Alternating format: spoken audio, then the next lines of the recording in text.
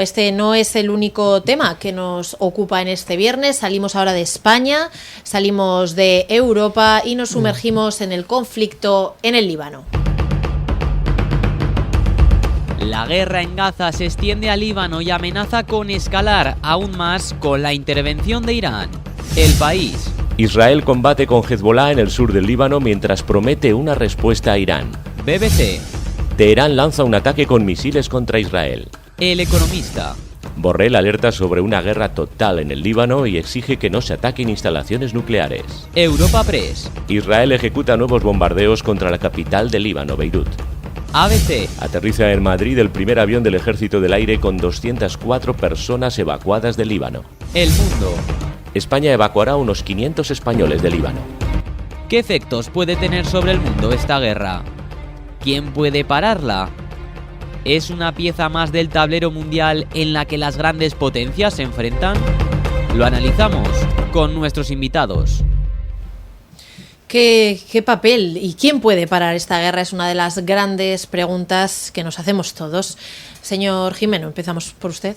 Pues si lo supiéramos, que posiblemente lo sepamos, la agarraríamos de las solapas y le diríamos que paren, ¿no? Pero evidentemente las cosas son mucho más complicadas. Ya lo decíamos antes, que en otros programas, que efectivamente Israel tenía el flanco norte abierto, la parte norte, y tenía que abordarlo. Eso estaba prácticamente desde el comienzo del 7 de octubre, ¿no?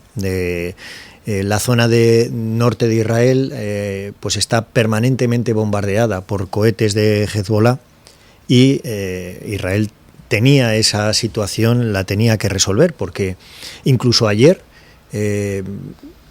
cayeron 200 cohetes, según la prensa, en la zona norte de Israel, en la zona de Galilea. Es decir, aunque Israel ha decapitado prácticamente el liderazgo de Hezbollah, tienen una capacidad militar importante. Y ayer, que hace unos días que el ejército de Israel puso, como se suele decir, las botas sobre el terreno, pues empezaron a tener las primeras bajas, hasta 9 bajas del ejército de Israel en unidades de élite, unidades de combate. Por tanto, es una situación complicada, porque Israel tiene ahí una gran incógnita, hasta dónde subir en el norte para conseguir estabilizar o por lo menos crear una situación tampón en la zona de Galilea. No le valen 10 kilómetros porque saben que el alcance de los cohetes es mucho más complicado y claro, hay muchas alternativas. Lo que están haciendo es bombardear porque la situación, evidentemente más quirúrgica, perdón por utilizar esta palabra, porque quirúrgica no hay nada, crea víctimas, pero ellos no juegan con las vidas de sus soldados, pero tendrán en algún momento que decidir hasta dónde avanzan. Y la zona del norte de Israel y zona sur del Líbano es una zona muy complicada, a pesar, ya digo, de que la jugada maestra de decapitar a Hezbollah pues ha podido limitar y minimizar su fortaleza. La clave de esto pues es la aparición de Irán, ¿no? Es increíble, ¿no? Es decir, el tema de Irán. ¿Por qué interviene Irán en esta guerra? Pues Irán interviene porque es el financiador de Hamas y el financiador de Hezbollah. Hay un país que está financiando organizaciones terroristas. Y cuando ha visto que estas organizaciones terroristas están en muy mala situación, especialmente su satélite, que es Hezbollah, un satélite que vive en el Líbano y que ni siquiera el Estado del Líbano consigue eliminarlo. Es decir, pensemos en una situación en la que en un país europeo hay una región importante en la que habita y manda un grupo terrorista que está permanentemente lanzando cohetes y realizando incursiones contra un Estado vecino. Esta es la situación del Líbano. El Líbano no consigue ni estabilizar su zona interior. Y por tanto, ante una situación muy complicada por parte de Hezbollah, lo que hace Irán es lanzar cohetes. Es pues la demostración, para el que no lo quiera ver, más palpable del apoyo a grupos terroristas. Evidentemente Israel, como ha venido haciendo, pues tomará medidas en esto, suele hacer unas políticas pues muy selectivas, como lo hemos visto, y evidentemente no va a quedar ahí. Irán es una potencia muy importante. Ayer había unas declaraciones muy interesantes del primer ministro de Israel.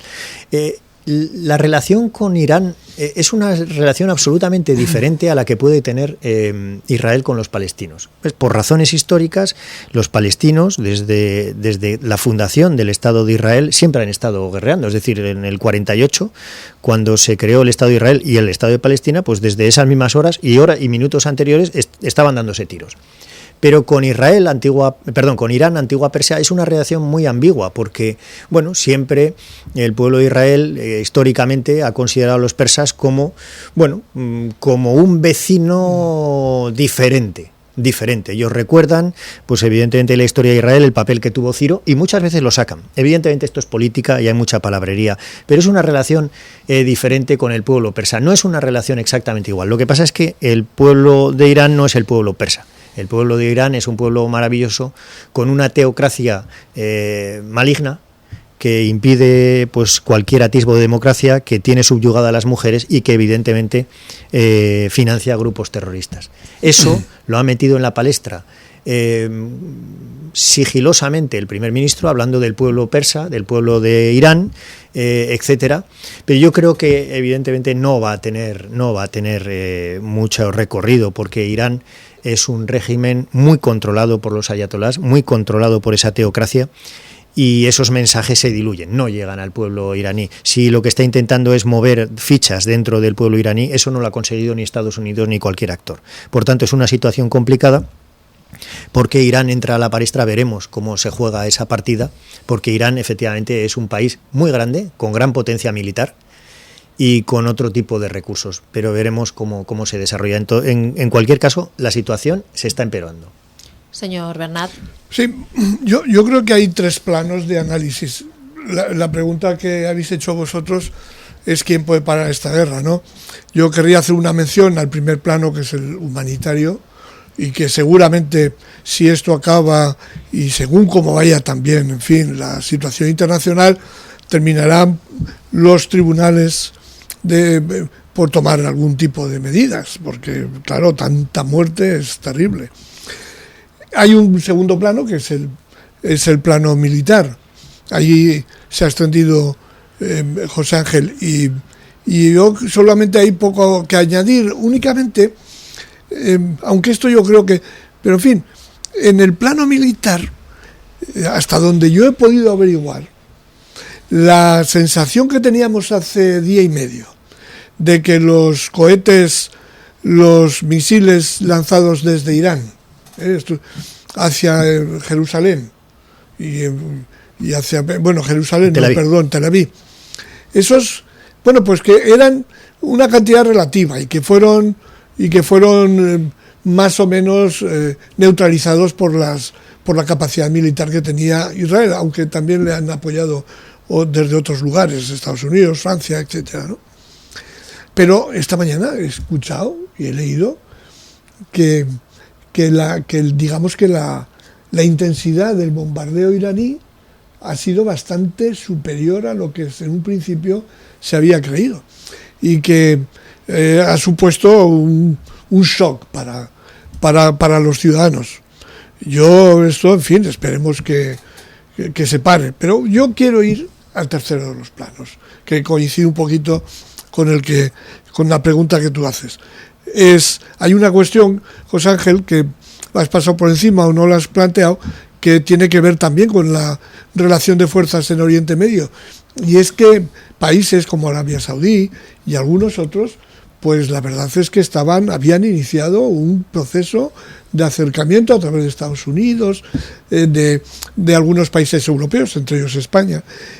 Habían iniciado un proceso de acercamiento a Israel para llegar a algún tipo de negociación y de acuerdo global sobre lo que pasa en Palestina, sobre los dos estados o no. Eso se ha roto.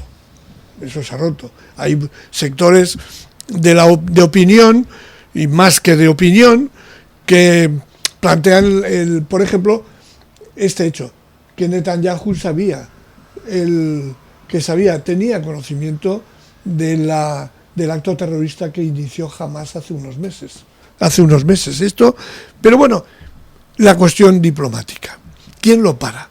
A mí, yo no sé si vosotros tenéis yo tengo una sensación de que el mundo en estos momentos no tiene una gobernanza al estilo como la ha tenido hasta hace relativamente poco tiempo. Una prueba de ello es la presencia de Netanyahu el otro día en las Naciones Unidas, con su discurso verdaderamente agresivo, violento, y además tomando después la iniciativa, inmediatamente después, ya estaba de hecho tomada, de su discurso en las Naciones Unidas, de invadir Líbano. Esto se complementa con la declaración de no persona non grata al secretario general de las Naciones Unidas. Esto yo no lo he visto en la vida. ¿Cómo es posible esto? ¿Cómo es posible esta situación? Pues yo creo que está relacionado con esto que yo no puedo definir demasiado, pero que es una sensación, la desgobernanza internacional que existe en estos momentos. No quiero decir que haya habido, digamos, situaciones en las que una gran potencia o dos dicen esto se hace y esto no se hace y se acabó. Ahí iríamos a la Guerra Fría, pero ni aún así. Pero ahora es que no cuenta para nada las Naciones Unidas, no cuenta para nada el G7. Y sabéis, y podríamos hablar de muchas instituciones y de muchos marcos en donde se producía el diálogo y se llegaban a acuerdos que luego más o menos se iban materializando. Pero eso no existe hoy. Yo creo que el origen está en Europa, en el rompimiento de el respeto al derecho internacional que supone la invasión rusa de Ucrania. Y esto, pero ya no me refiero a la guerra iniciada última, sino a la invasión que se produjo, si no recuerdo mal, en el año 15, 16 o 17, ¿verdad? Y la invasión de Crimea y la incorporación de Crimea a la soberanía rusa. Eso es, en 100 años casi, no se había producido en el continente europeo una invasión de un pueblo de un país por otro. Es decir, no se había roto el derecho internacional de esa forma. Y a la vista de los resultados positivos para Rusia, esto no sé si ha incentivado, ¿verdad?, y además la debilidad de Estados Unidos en estos momentos, en fin, y otros factores que tendríamos que, puestos sobre el tablero, veríamos, nos darían una visión de la complejidad que es. Pero la realidad es que por una razón o por otra, pero iniciando en esa invasión de un país a otro en Europa, que es importante, porque ha habido invasiones en otros lugares, pero es que Europa sigue siendo un factor y un lugar muy importante en el mundo. Pues ese rompimiento, ese ataque directo al derecho internacional por parte de Putin y que le ha salido relativamente bien, no sé si esto está en el origen de esa desgobernanza que en estos momentos internacional tenemos y que permite cosas como a Netanyahu declarar, ¿verdad?, persona non grata al secretario general de las Naciones Unidas. Y este es un problema, claro, que produce temor y miedo, porque pueden surgir otros problemas en otros lugares del mundo perfectamente, y en Europa, desgraciadamente. Dios nos libre de las gobernanzas internacionales. ¿Quién tiene que llevar la gobernanza? ¿China? ¿Rusia? ¿Estados Unidos? Aunque, bueno, es otro país sin duda. La situación internacional de Naciones Unidas, Enrique, en los años 60, 70, 80 estaba el conflicto árabo-israelí. Eso no es de ahora, eso ha sido siempre, desde el año 48 que se crea, independientemente de la situación de más o menos gobernanza. Ese es un conflicto regional, histórico y que no depende de las gobernanzas. Esa es la situación, evidentemente, ¿no? Y las gobernanzas internacionales, ojo con las gobernanzas internacionales, porque es verdad que las Naciones Unidas no funcionan, pero ¿quién le pone ese cascabel al gato? Es decir, el Consejo General, el comité que controla las Naciones Unidas, su comité principal viene de la Segunda Guerra Mundial, los ganadores de la Segunda Guerra Mundial, Rusia, Estados Unidos, Francia, Inglaterra y China. Eso, evidentemente, en esta sociedad no vale. Es decir, ¿con qué legitimidad un ciudadano africano, un ciudadano filipino, un ciudadano mexicano, incluso un ciudadano español puede decir que China y Estados Unidos tienen que hacer determinadas gobernanzas. Eso no sirve ahora. Es muy difícil ese cambio. Viene de una situación de hace muchísimo tiempo, con una rotura de bloques y con un mundo multipolar. Sí, brevemente. Sí, muy brevemente. No, quizá la palabra de gobernanza no sea la más adecuada, pero vamos a ver, es cierto que las Naciones Unidas han tenido, digamos, una capacidad relativa para frenar conflictos, pero lo han tenido.